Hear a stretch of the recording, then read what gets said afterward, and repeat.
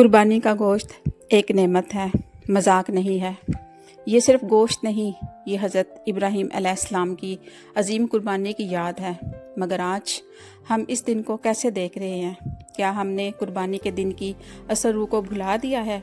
ये दिन हमें सब्र, शुक्र और कुर्बानी का सबक देता है, लेकिन आजकल हम सोशल मीडिया पर ऐसे मनाजिर देख रहे हैं जहां इस नेमत को शिकायत या मजाक बना दिया गया है।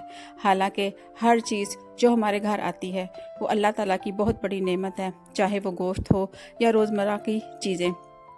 हमें चाहिए कि हम शुक्र करें और इस दिन की असर रूह को समझें, क्योंकि ये दिन बहुत ख़ास दिन होता है मुसलमानों की ज़िंदगी में। मगर आज हम इस कदर को भूलते जा रहे हैं। कुर्बानी का दिन मजाक या शिकायत का दिन नहीं, बल्कि शुक्र का दिन होना चाहिए, क्योंकि ये गोश्त नहीं, बल्कि ये एक अजीम इम्तहान की याद है। अल्लाह पाक हमें शुक्र करने वाला बना दे। आमीन। शुक्रिया।